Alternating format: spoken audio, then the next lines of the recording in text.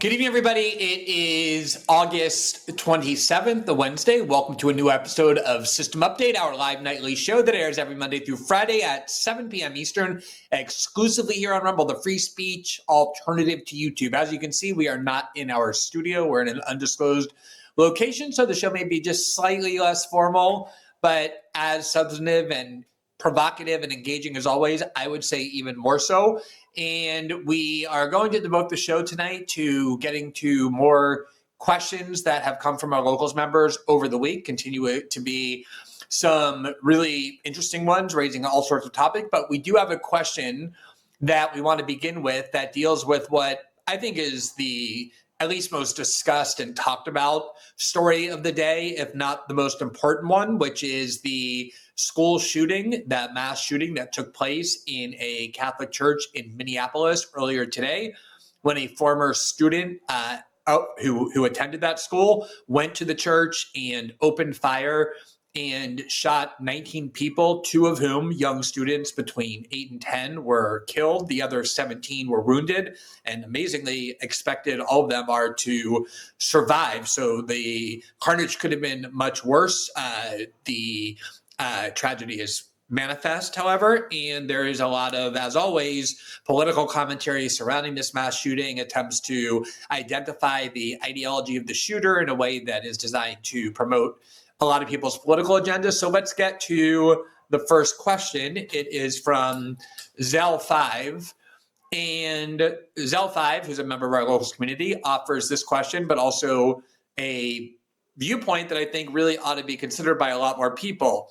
They write, quote, "The shooting that happened today, what should we believe? Everyone seems to jump on this so early, injecting partisan garbage that seems hard to believe. How do you cut through it? Do we just need to wait?" So I'm really glad that is one of the questions that we got today, because this is a point I've been arguing for so long. So let me just try and give you as many facts as I possibly can, facts that seem to be confirmed by law enforcement rather than just circulating on the internet. So the suspected killer is somebody named Robin Westman, who is 23 years old. The killer, after there you see a picture of the shooter on the screen, the suspected shooter, and after they shot 19 people inside this church, killing two young children, they then committed suicide with a weapon. The person's birth name is Robert Wetson, and around 16 or 17 years old. He decided that he identified as a woman, went to court, changed the legal name from Robert to Robin, and began identifying as a trans woman. So that obviously is going to provoke a lot of commentary, and a lot of it, and there's been a lot of commentary provoked around that, and we will definitely get to that. The suspected killer also left a very lengthy manifesto, a written manifesto, which they filmed and uploaded on a video to YouTube, along with showing a huge arsenal of guns, including rifles and pistols and semi-automatic weapons, I believe various automatic rifles as well. I don't think they used any of those weapons at the school. I believe they just used a rifle and a pistol, if I'm not mistaken. But we'll see about that. But the YouTube was essentially a manifesto, both in written terms, but then they also wrote various slogans on each of these weapons and various parts of the weapons. And we're going to go over a lot of what they put there, because there's an obvious and instantaneous attempt, as there always is, to instantly exploit any of these shootings before the corpses are even removed from the ground. And I mean that literally. The effort already begins to inject partisan agenda, partisan ideology, ideological agendas, to immediately try and depict the shooter as being representative of whatever faction the person offering this theory most hates, or to claim that they're motivated by or an adherent of whatever ideology the person offering the theory most hates. It happens in every single case. Oftentimes there's an immediate attempt to squeeze some unrelated or perhaps even related agenda item out of it instantly. Liberals almost always insist that whenever there's a mass shooting, it proves the need for greater gun control without bothering to demonstrate whether the gun control they favor would have actually stopped the person from acquiring these weapons in the first place, whether they were legally acquired, whether they could have been legally acquired. Even with gun control measures, it doesn't matter. Instantaneously exploiting the emotions surrounding a shooting like this to try and increase support for gun control, whereas people on the right often do the opposite. They typically will argue that more guns would have enabled somebody to neutralize the shooter more rapidly, that perhaps churches and schools need greater security, we need more police. So there's that kind of a almost automatic and reflexive exploitation, again, almost before anything is known. But there's an even more pernicious attempt to instantly declare that everyone knows the motives of the shooter, that they know the political outlook and perspective of the shooter, they know their partisan ideology and their ideological beliefs, in an attempt to demonize whatever group the person hates most. And this is unbelievably ignorant and deceitful and ill-advised for so many reasons. The first of which is that every single political faction, every single ideological movement produces evil mass shooters. For every far leftist mass shooter that you want to show, or white supremacist mass shooter that you want to show, you can show people who have murdered in defense of all kinds of causes. And so even if you can pinpoint the ideology of the shooter on the same day the shooting happened, meaning you can develop a clear, reliable, concise, and specific understanding of the shooter that you never even heard of until 4 hours ago or 5 hours ago, but you're so insightful, your investigative skills are so profound that you're able to discern exactly what the motive of this person was in going and doing something so intrinsically insane and evil as shooting up a church filled with young school children. The idea that anyone is able to do that is preposterous on its face. I mean, the police always say, because they're actual investigators, actual law enforcement officers who want to collect evidence that stands up for public scrutiny and also in court, we don't know yet what the motive is. We're collecting clues, but almost nobody on Twitter or social media or in the commentariat are willing to say that. Everybody insists immediately, no, the killer was motivated by the other party, the opposite party of the one I'm a member of, or this ideology that's not mine, or this religion that is the one I like to most demonize. It's just so transparent and so blatant what is being done here. And yet it's so prevalent. I mean, you could go on to social media, and principally the social media platform where the most journalists and political pundits and influencers and the like congregate, which is X. And I could show you probably 40 different theories offered definitively with an authoritative voice, not like, hey, this might be possibly the case, but saying clearly we know that the killer was motivated by this particular ideology, this particular set of beliefs. And I'm not talking about random X users. I'm talking about people with significant platforms, people who are well known. I could probably show you 40 different theories like that, where every person is purporting to know definitively exactly what the motive of the shooter was. And by huge coincidence, they all have latched on to whatever ideology or faction or motive most serves their own political worldview, to demonize the people with whom they most disagree, or whatever ideology or group of people they most hate. That's always what is done. And I guess in some cases, if a shooter leaves a particularly clear and coherent manifesto, and we have had those sometimes, we had Anders Breivik in Norway, who made very clear that his motive was hatred for Muslim immigrants who shot up a summer camp in Norway. We had the church, the Christchurch, New Zealand killer who attacked 2 mosques and mass murdered dozens of Muslims at a mosque, and made clear he was doing so because of his view that Islam is a danger. We had the mass shooter in a Buffalo supermarket, or Dylan Roof, who made manifest their white supremacist views. We've had mass shooters who are motivated by hatred of Christianity, as happened in the Nashville shooter attack on a Christian school there that we don't have. I mean, I could go on and on. As I said, every single political faction produces mass shooters, mass killers, evil, crazy people who use violence indiscriminately against innocents in advance of their belief.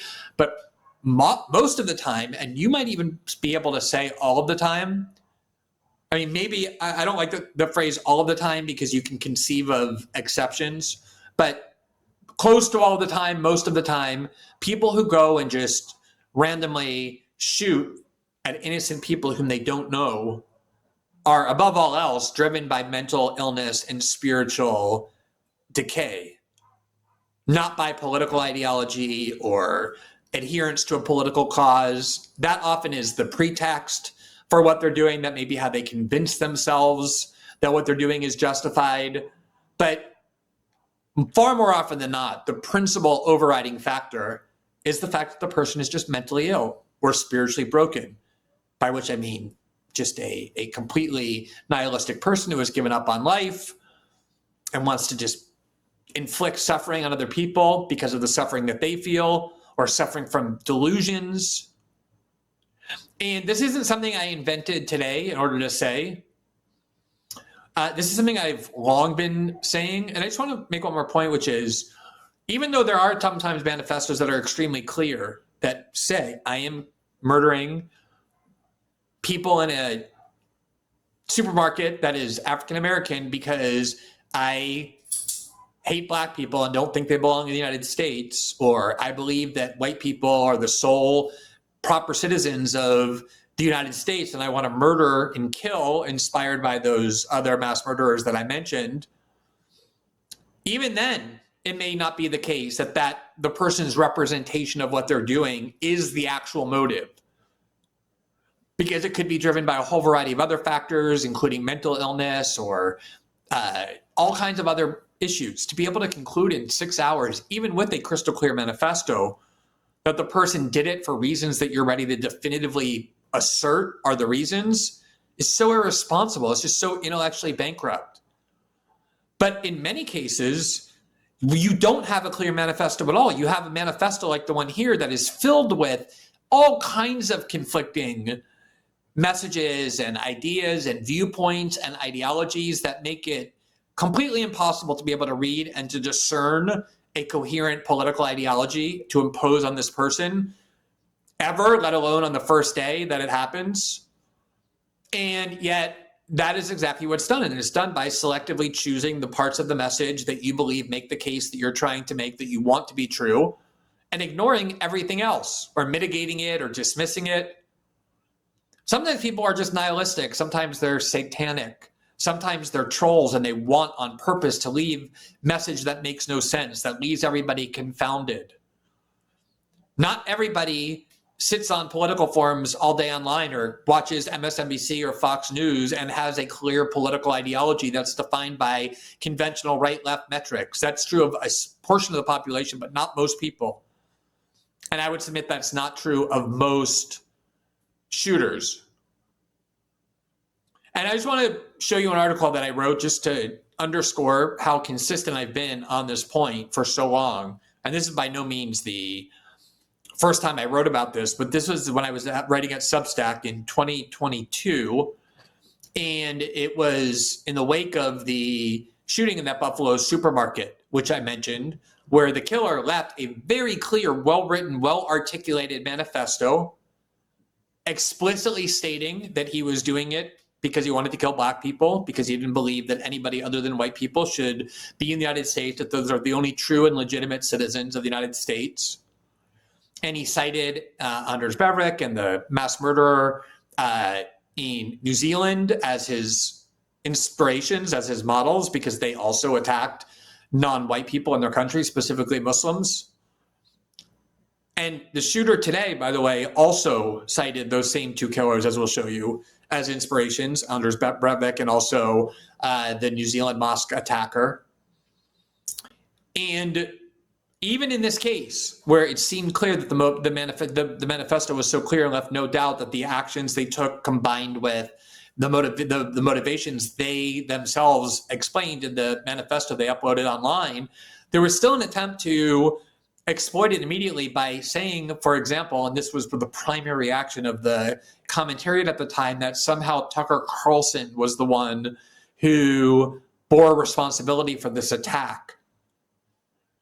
Because according to the prevailing conventional wisdom, the killer cited a theory of the Great Replacement theory, which, according to this argument, was the one that corresponded to what Tucker Carlson had himself advocated, and therefore it was said that he inspired this killer and is responsible for it, and the blood is on his hands.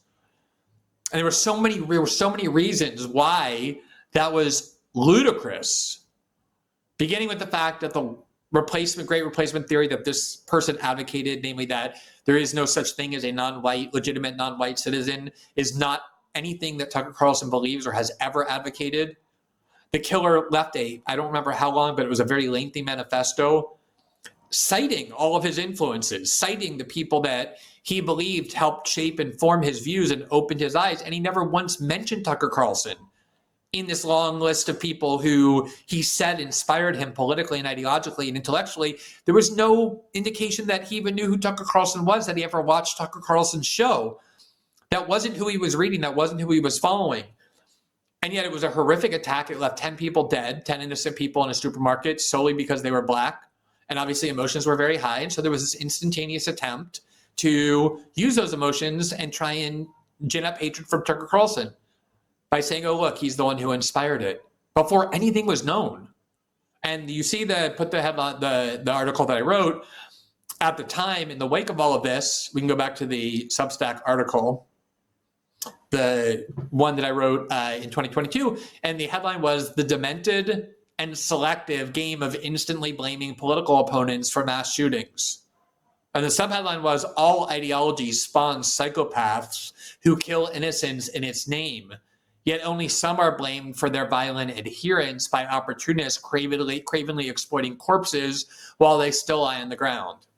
And I talked about, at the time, other mass murderers who seemed motivated by left-wing ideologies, such as the killer in 2017 who went to a softball field where Republican members of Congress gathered each week to play softball and opened fire trying to kill them and shot several of them, including one of the leaders of the GOP House caucus, Steve Scalise, who almost died. And the social media activity and the various postings of this person left no doubt that he was on the left, that he was a big fan of Bernie Sanders, that he watched Rachel Maddow every night, constantly accusing Republicans of being traitors to the country, of being loyal to Russia. And this was the ideology filling his head. And he talked about his love of Rachel Maddow and his support for Bernie Sanders. And at the time, no one blamed Rachel Maddow for inspiring a killer because she went on air and spewed crazy conspiracy theories every night, or Bernie Sanders for espousing an ideology with which this killer happened to agree, because that's idiotic. As I've said many times, you can go and espouse any idea, and someone may hear you and go and be violent in the name of what they've heard because you've convinced them it's true, and you're not responsible for the violence that they engage in if you haven't instructed them to do so. You can go and write an article saying abortion is murder, and someone may read it and be convinced and go murder an abortion doctor. You are not responsible because you oppose abortion and made arguments against abortion. Or you may defend abortion and argue why anti-abortion laws are threatening to women's health and will result in women's deaths, and someone reads that and goes bombs a pro-life clinic, as has also happened. You're not responsible simply because your ideology matched the killers. We've had mass murderers in the name of environmentalism, in the name of Antifa, in the name of resistance liberalism, as the one I just described, in the name of racism, in the name of anti-black hatred, in the name of anti-Muslim hatred. We've had killers in the name of anti-Semitism. It's every cause, every ideology spouts these killers. So even if you can pinpoint the ideology of the person, what does that prove? What does it show? Because I can just point to mass murders and mass shootings, equally heinous, carried out explicitly in the name of the cause that you represent or the ideology that you believe in. But it's so much worse when you're claiming that the shooter was motivated by an ideology that only your imagination and willingness to just selectively grab facts to fabricate a case is the only support you can find for it. And that was the case today. So let's look a little bit at the clues left by the suspected killer at this Catholic church. Now, I just want to give a little bit more background because it is true that as people are pointing out, look, one clue that we know for sure is that this killer went and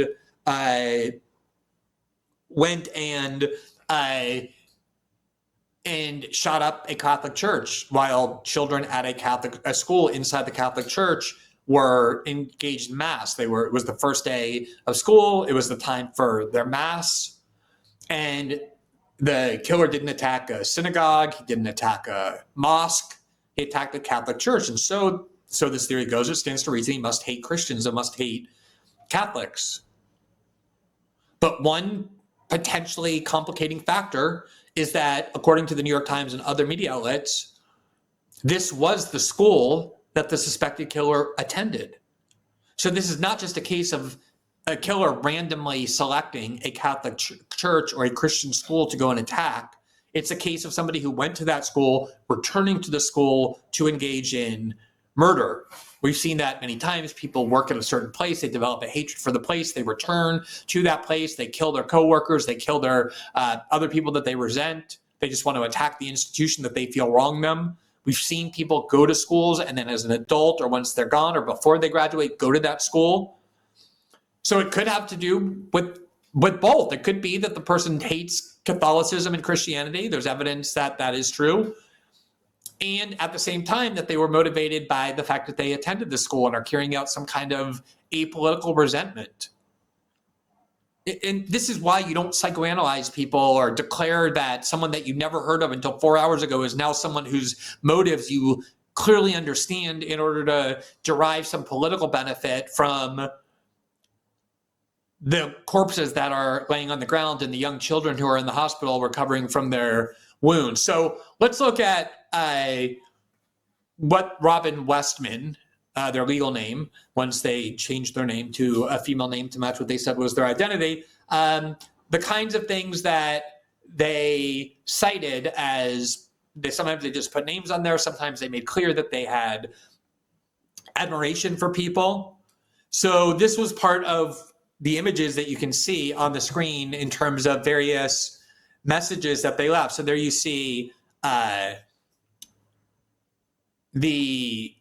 me just see here. This is Lanza, which is the name of the killer who went and attacked mosques and mass murdered Muslims in the name of anti-Muslim hatred in New Zealand.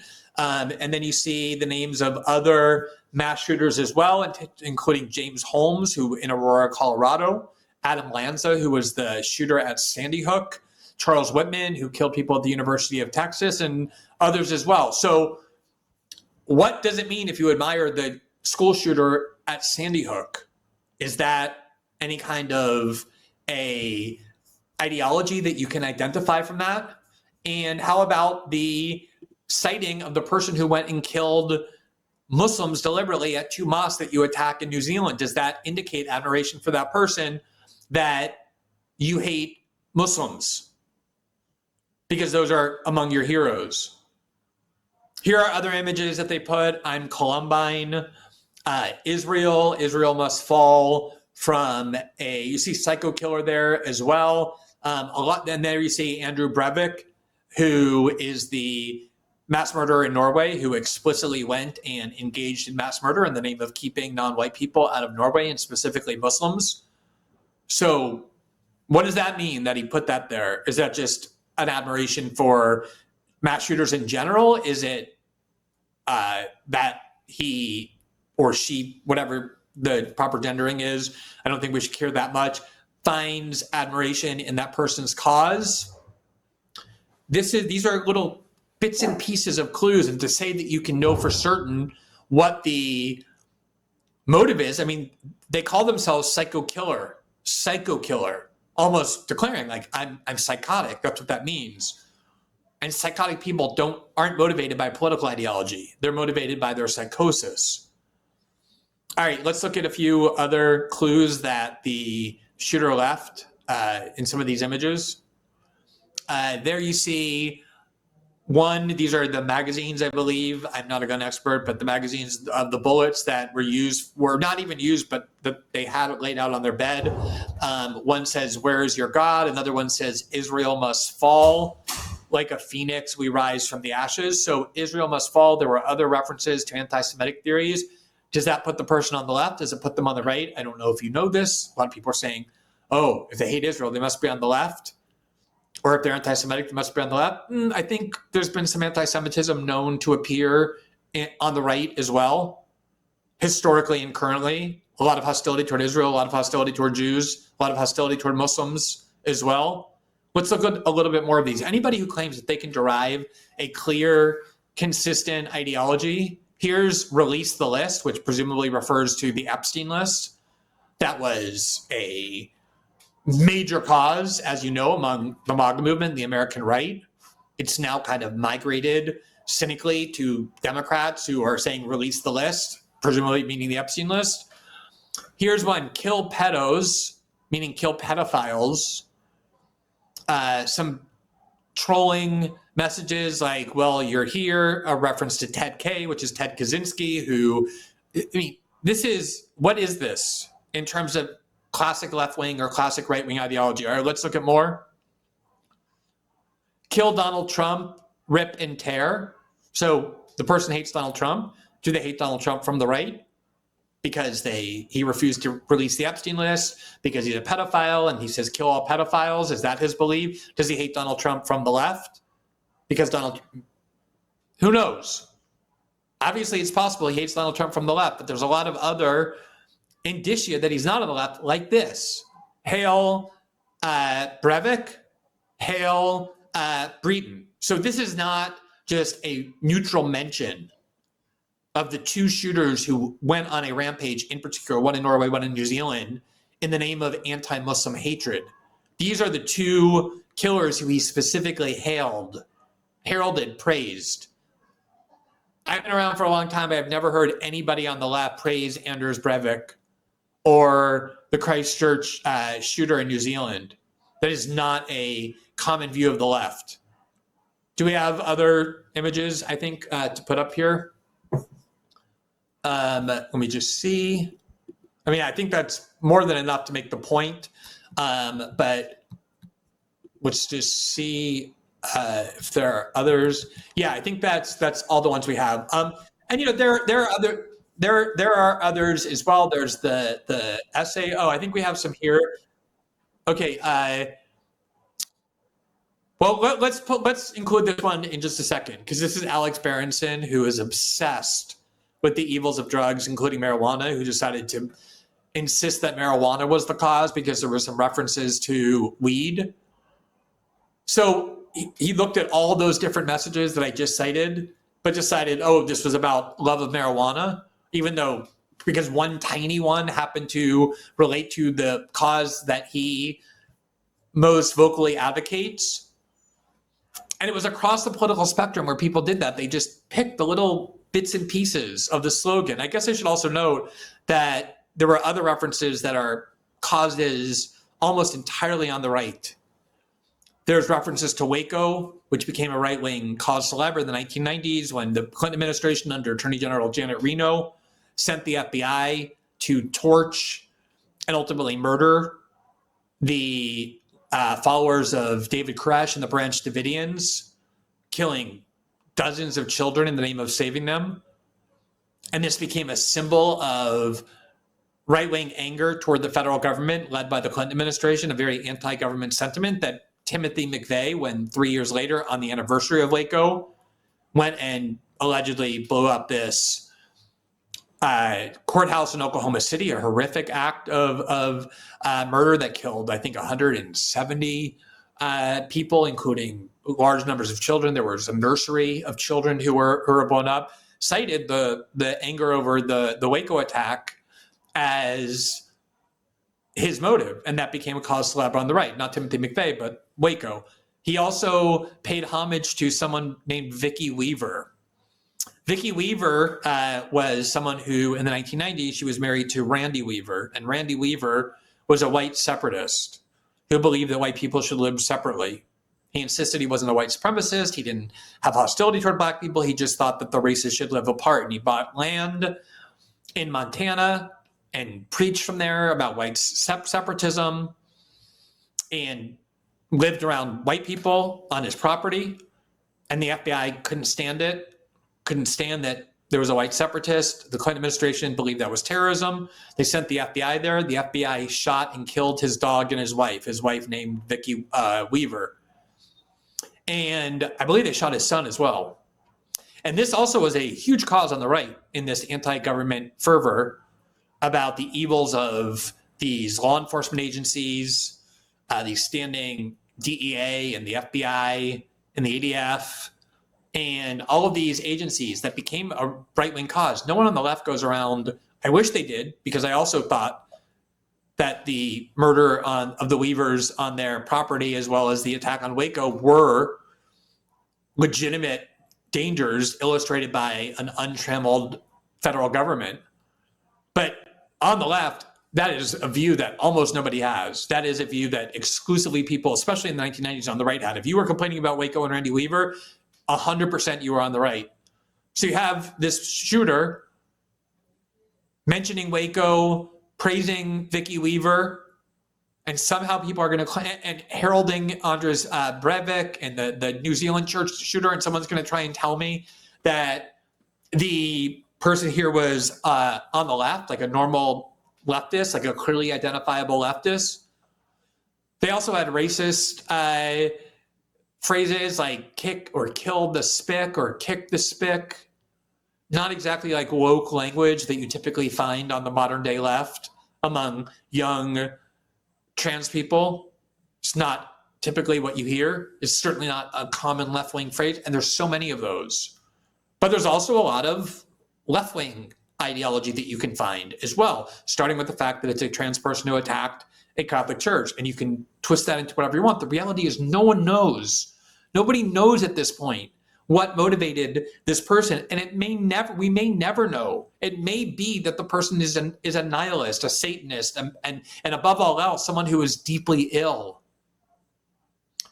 And yet this did not stop huge numbers of people from instantly proclaiming that by huge coincidence, not only could they divine exactly what the motive is here or the cause was, but by coincidence, everyone who did it, it just so happened that the motive that they identified and the cause that they divined was perfectly suited to advance the political agenda to which they're most devoted. Here was, and I'm singling people out almost randomly. I could show you all night these kind of examples. Here's Christopher Rufo earlier today, just hours after the story broke. And he says this: we should now put to rest the libertarian delusion that transgenderism is a matter of, quote, personal choice or live or let live. It's an ideology that has done grave damage to millions of Americans and has unleashed a nihilistic wave of violence on our society. Enough. Is the fact that the person is trans a cause or a factor or a motive in this killing? I don't know. It could be. The person was trans. The person was also white. Was his whiteness or her whiteness, was the person's whiteness a cause of the shooting, like the person's whiteness in Buffalo and Norway and the Dylan Roof attack on the Charleston, South Carolina church, and the attack in New Zealand where whiteness clearly was a factor, a belief in whiteness, a belief in white supremacy? Did that show that white people are now to be regarded as dangerous, or that a belief in white identity is, quote, an ideology that has done grave damage to millions of Americans? How do you possibly know enough to psychoanalyze this person within hours that their transgenderism was a primary factor or major factor or a factor at all in their decision to go and shoot up this church?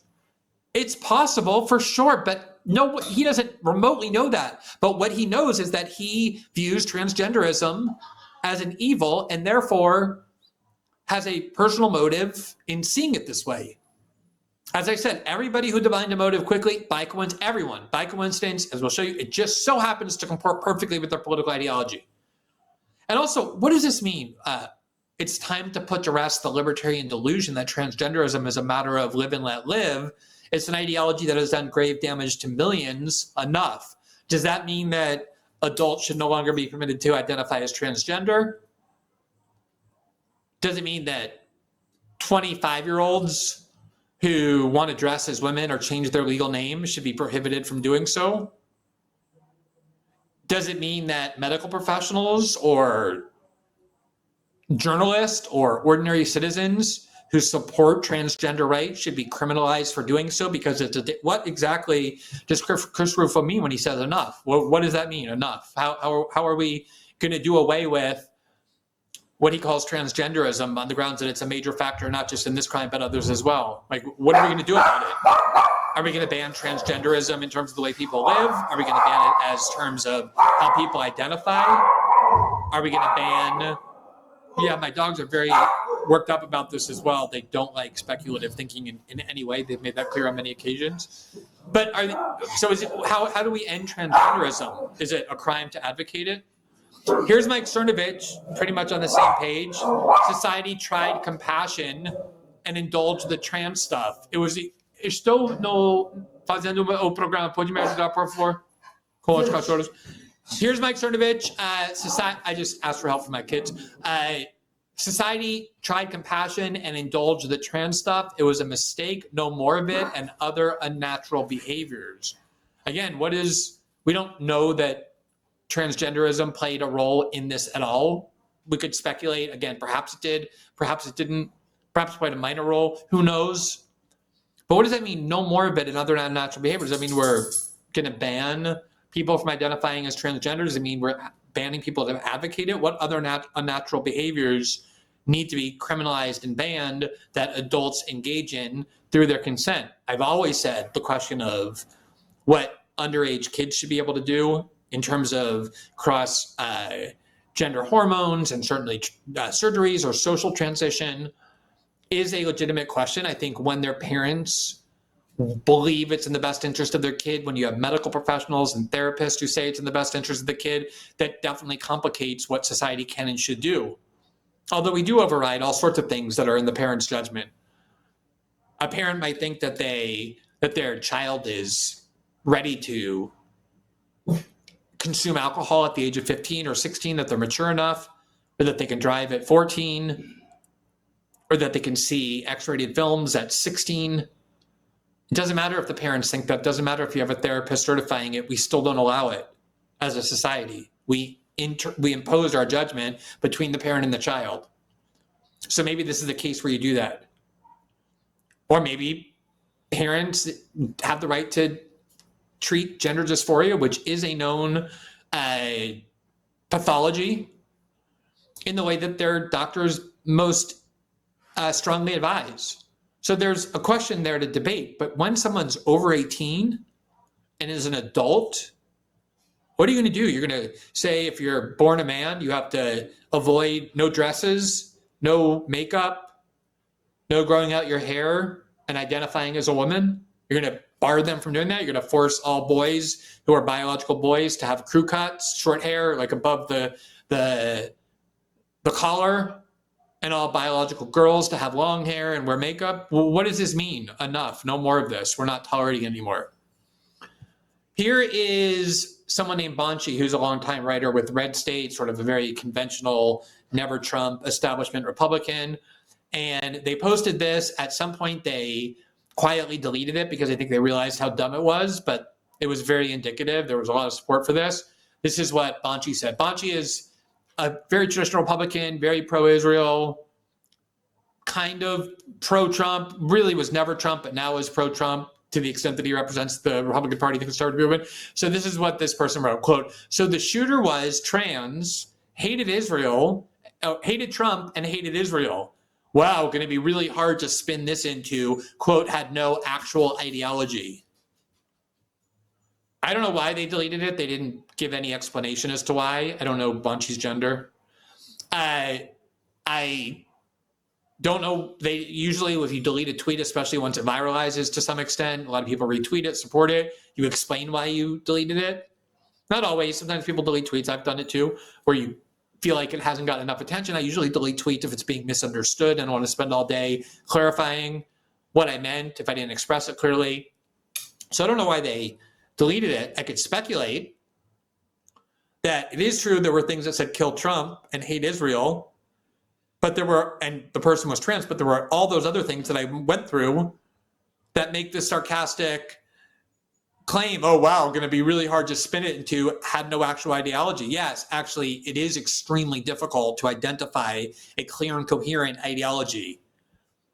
Here is the fanatical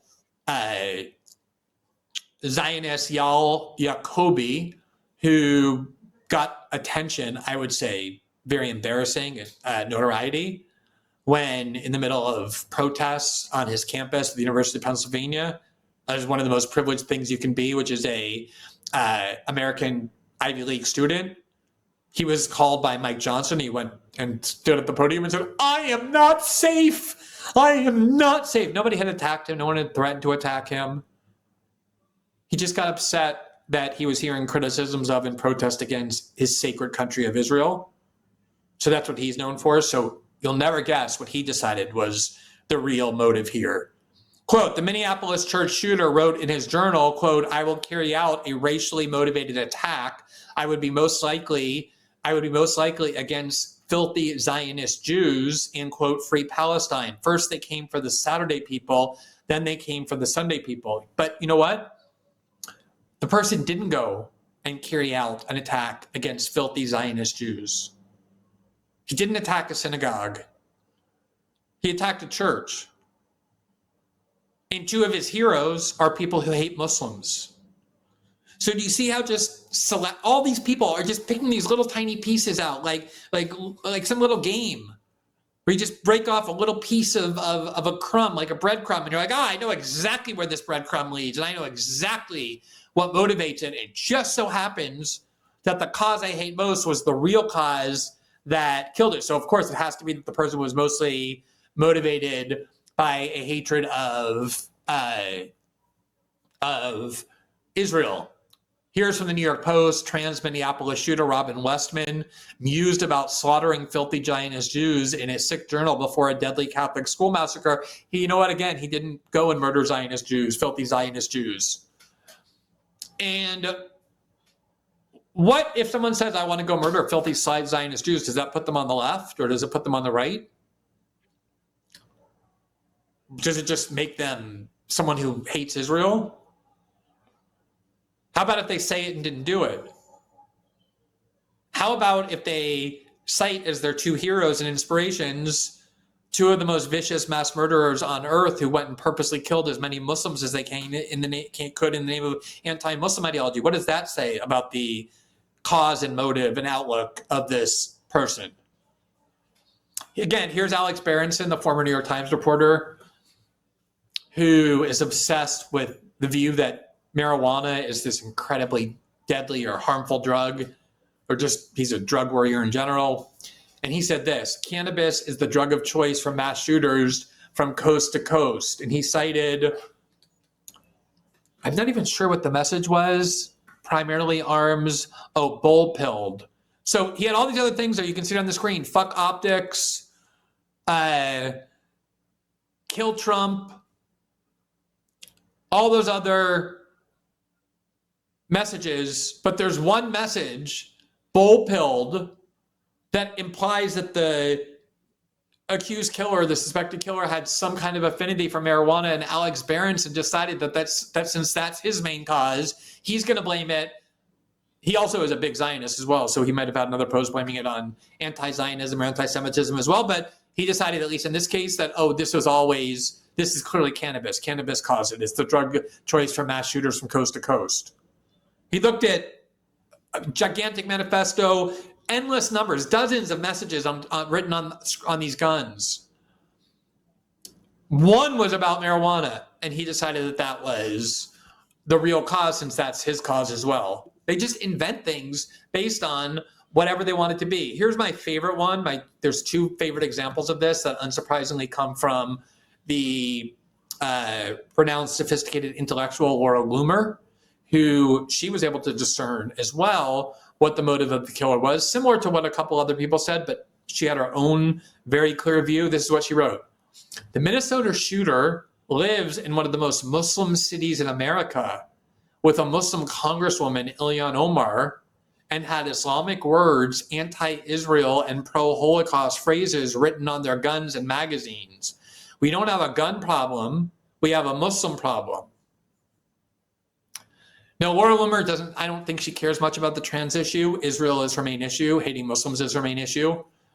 So unlike others who decided, this was caused by transgenderism, since that's not the thing she hates most, what she hates most are Muslims, she decided it's because the person is somehow influenced by Ilhan Omar and Muslims because they live in a Muslim city. And yes, they had anti-Semitic phrases on parts of their weaponry, and they also had things like nuke India. And as I said, hail these two mass shooters who are motivated by anti-Muslim hatred. Do you see the endless conflict and this fargo of ideologies of all different kinds? And everyone's just picking the one they want it to be and then announcing that that's the real reason. Here's a second Laura Loomer tweet, kind of like a cherry on top of the cake. She's quoting different parts of what the person wrote. Quote, Israel must fall, 6 million wasn't enough, kill Trump, where's your God, Masala, nuke India. These are some of the things written on the Minnesota shooter's gun before they opened the fire on a Catholic church. Shooter lives in Minneapolis, one of the most Muslim cities in America. Have you ever read anything that's more of a non sequitur than that? I mean, so the person is so indoctrinated with Muslim ideology, but went to attack a Catholic church. If you really were indoctrinated with Muslim ideology, you would think they would go and attack a synagogue. That would be a lot better for your case, if that's the case you wanted to make. But they don't really have any evidence, so they just decide that that's what they want it to be. All right, it wasn't just confined to people on the right, obviously. Here is a tweet that went relatively viral by someone named Xenompulse, who said this, quote, the Minneapolis shooter is a terrorgram right-wing grooming victim. A thread. Anyone who's been paying attention to patterns among mass shooters for the past decade can easily tell the above due to a number of commonalities. I went through this entire dissertation on how this is a group of people victimized by right-wing grooming, and they come to hate the right wing, or that they're basically satanic was part of the implication. Here's Pastor Ben, who is a very good leftist, very good Democrat. His name's actually Benjamin Dixon. I don't know when he became a pastor. He's basically just like a hardcore partisan Democrat, loves Democrats, wants to elect Democrats.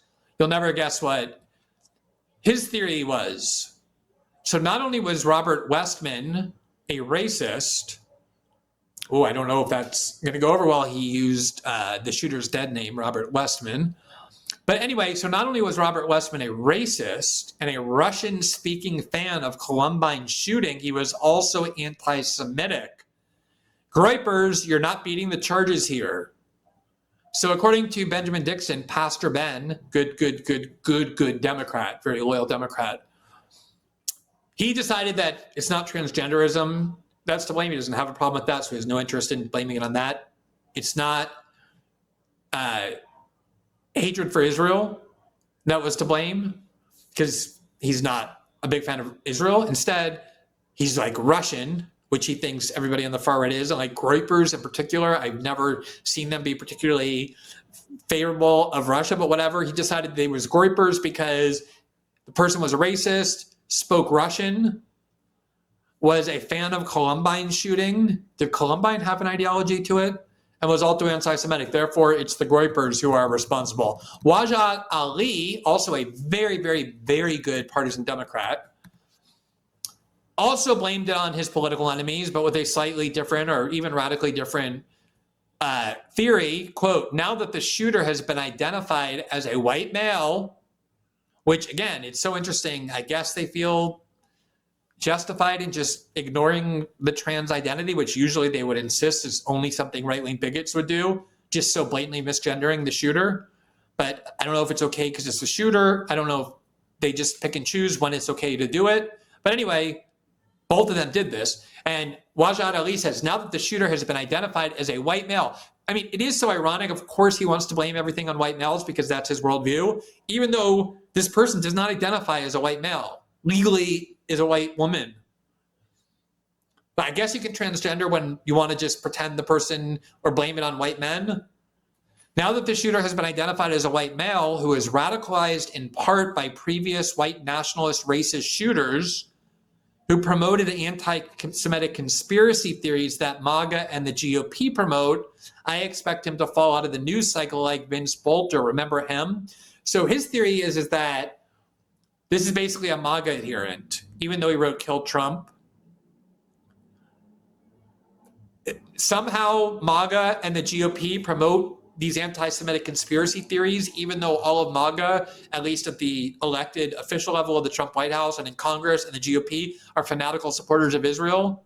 Even though Donald Trump has launched a nationwide crackdown on anti-Semitism to the point that he's imposing hate speech codes, even though his daughter and son-in-law and grandchildren are all Jewish, somehow anti-Semitic conspiracy theories now make you MAGA, especially if you're a white male. So because he says the person is obviously MAGA and Republican, the shooter, the media won't pay attention, I guess because the media is in favor of Trump and the MAGA movement. So this is the kind of thing that you see. You don't just see it today. You see it every single time there's one of these mass shooters. And I have to say, this is actually something I learned covering the war on terror, which I pretty much covered exclusively or overwhelmingly. I had other issues, but primarily it was the war on terror from, say, the time I began writing about politics and reporting on politics in 2005 to maybe, say, I don't know, the Snowden story, 2013, even though Snowden story was also part of the war on terror with mass surveillance. But in that period, sort of the second term of the Bush administration, the first term of the Obama administration, I was very much focused on the war on terror. And I talked about this yesterday in the context of entrapment, where they would target Muslims and kind of lure them into terror plots that the FBI created and then announce that they had broken up a terror plot that, in fact, the FBI had manufactured and planned and financed and recruited for. But another thing that would happen is every single time there was a mass shooting, the minute, this is the code that was always used, if the shooter were Muslim, even though nothing else were known about them, the media would say it's a suspected terrorist attack or it's a terrorist attack. If, though, you hear very early on when there's a mass shooting like this, it's likely not a terrorist attack, people don't believe it's a terrorist attack, what that really is code for is the shooter is not Muslim. Now, in this case, Kash Patel decided to declare it an investigation into domestic terrorism aimed at Catholics because obviously that's part of the administration's ideology. But so often, sometimes it was absolutely true that the killer or attempted killer who was Muslim was acting in the name of the ideology that led to 9/11, anger over U.S. foreign policy and killing of civilians. There was, I covered many of these cases. There was the person who tried to detonate a serious bomb in New York subway, another in Times Square. There were others who were arrested, and they would explicitly say, my motive, the Pulse killer as well, the person who massacred roughly 50 people at the gay bar in Orlando, originally depicted as a homophobic attack. It absolutely wasn't. The killer didn't even know that that was a gay bar. I've written about this endlessly. People who followed the trial know this. But he was motivated, as he said over the phone, by what he said was constant U.S. killing of civilians in the Muslim world. So there are times when they are motivated by that ideology, but many times they too are mentally unwell. Muslims can be mentally unwell. They can be spiritually broken. They can be delusional. they can be acting in the name of some cause that they don't actually mean. And so many of these cases, I remember the biggest one being, there was a 2015 attack on the Canadian Parliament in Ottawa.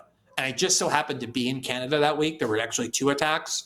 One where they tried to, someone in a car tried to run down 2 Canadian soldiers in a parking lot outside of Ottawa. And then following that, 2 days later, there was an attack on the Parliament building. They killed one person, a security guard who was outside of the Canadian Parliament in Ottawa.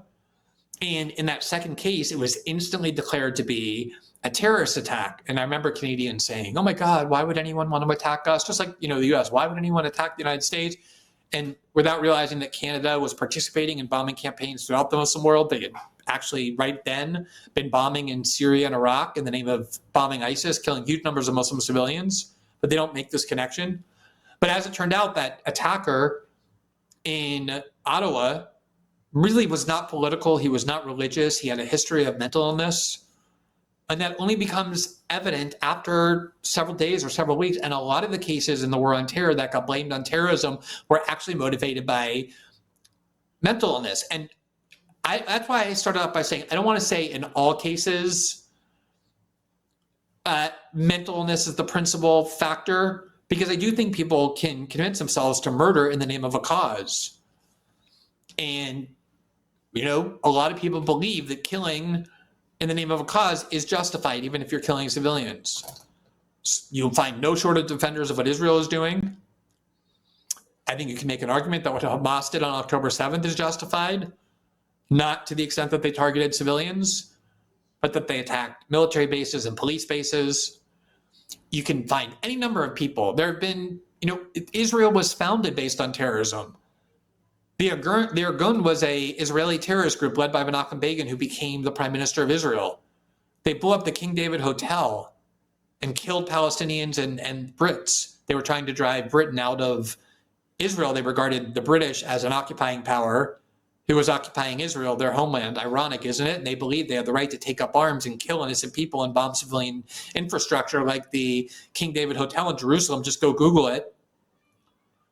And you go around the world, you can find all kinds of examples like that. So sometimes people do, they're in a very calculated, mentally balanced way, embrace a political ideology or a form of morality that tells them that killing in the name of a cause is actually justified. I don't think it's always mental illness. But I would say most times, in order to get yourself to be able to just go and randomly kill innocent people, and I think in almost all cases where you decide that your targets are going to be young school children, you go to Sandy Hook Elementary School and shoot up the school and kill 22 kids. I don't remember the exact count. Or you go to a church where 8 and 10-year-olds are gathered in a primary school. I believe it goes up to middle school, but this person, having gone there, knew the layout, had drawn the layout of this church, knew where they were gathering, and presumably knew there'd be a lot of young children. To get yourself to go and kill young children, just shoot and kill as many young kids as you can, 8-year-old kids. You can tell me all you want that that person is motivated by ideology or whatever, but unless you show me extremely compelling proof, I'm going to believe that the overriding primary factor is mental illness and spiritual depravity. I don't think you can get people to go and deliberately target and shoot and murder and slaughter and massacre young children absent serious mental illness and spiritual depravity. It has to be part of, I would say, a very significant part of, I would even say the overriding part of what motivated them. But I think the most sensible thing to do, especially on the first day, not even 24 hours have elapsed, you don't know anything about the victim. There's been no investigation. All you're doing is piecing together conveniently what you want to believe, what you want to encourage other people to believe because it helps your political agenda. The best thing to do is just remain silent about the motive. I'm not saying you shouldn't report pieces of evidence. I think pointing to the YouTube video and the manifesto, those are all legitimate journalistic activities. The public has a right to know.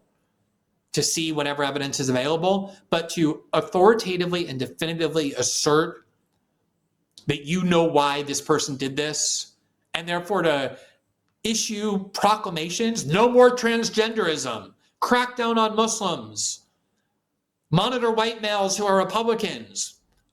That is insanity. You don't know anything that you're claiming to know. And it's not just, what offends me about it is not just the ignorance and the just evidentiary baselessness of it, although that is grotesque. It's exploiting the very victims that you claim to be so saddened and outraged over. You're exploiting the emotions surrounding those kids to advance your pre-existing political agenda. It's so opportunistic. And if it were based on truth, I wouldn't even mind so much. Like if we knew for sure why the person killed and what motivated them and exactly what beliefs they were seeking to advance, then you could maybe start to talk about policy prescriptions. Even then, I think would be incredibly premature, exploitative. It's not the best environment to create policy prescriptions is not when people are in an extremely emotional state, which any decent person is reading about a story like this. But the fact that the people doing it have no clue whether what they're saying is true and don't care in the slightest if it is, which is why you have 40 different theories all asserted in the same authoritative and definitive voice, even though they're radically different and completely contradictory. And even though there's evidence that I could point to for every one of those theories that negates the theory, certainly subverts it and undercuts it, is just proof that these people are exploiting a situation that they pretend to be so outraged by. And not just a situation, but exploiting the very victims in whose name they're claiming that their political agenda is necessary. I find it reprehensible. I guess I understand the motive. I guess I understand the opportunism that leads people to do that. But you see it across the political spectrum. And so I'm glad that the first question here was the one that not just asked what I thought about all of this, but which actually implied what I think is exactly the right mindset, which is, let's just go back to that first question that was asked that prompted this discourse, which is, this is L5, the shooting that happened today, what should we believe? Everyone seems to jump on this so early, injecting partisan garbage that seems hard to believe. How do you cut through it? Do we need to just wait? Yeah, why not just wait?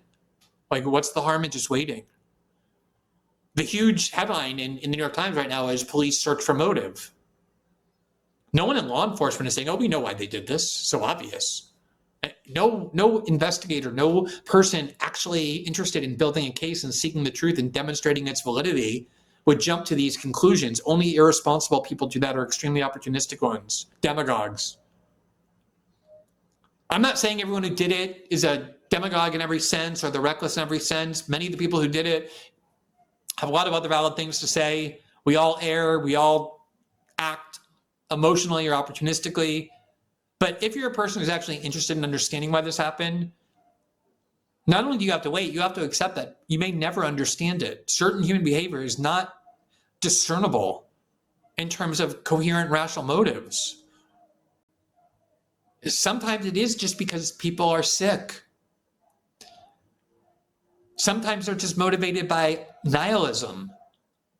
They hate themselves, they hate their lives, they want to end their lives, and therefore they want to cause others to suffer before they go.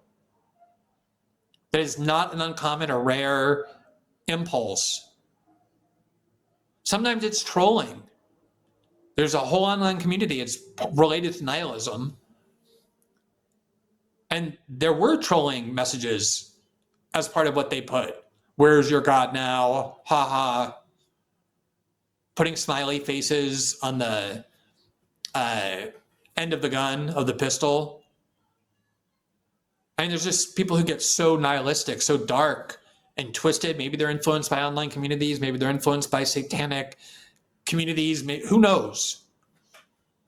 But this idea that, oh, since we're all politically engaged people and we see the world through left and right, we have to immediately take this person we know nothing about and stick them into this spectrum of left and right that we live in And to do so in the way that's most politically advantageous for us, this is worthless. It's worse than worthless. And I find it so ugly every time it's happened. I've been writing about it since the War on Terror, when a lot of times it turned out that what was called terrorism was motivated by this same type of mental illness or nihilism. I wrote about it in 2022 in that article that I showed you and encourage you to go read on Substack, where liberals tried to blame Tucker Carlson and others who were against immigration for the shooter in Buffalo who just went murder black people based on his belief that only white people are legitimate citizens of the United States. It happens constantly. It's been happening for years, and my reaction is always the same, which is really one of intellectual and moral revulsion. Thanks for watching this clip from System Update, our live show that airs every Monday through Friday at 7 p.m. Eastern, exclusively on Rumble. You can catch the full nightly shows live or view the backlog of episodes for free on our Rumble page. You can also find full episodes the morning after they air across all major podcasting platforms, including Spotify and Apple. All the information you need is linked below. We hope to see you there.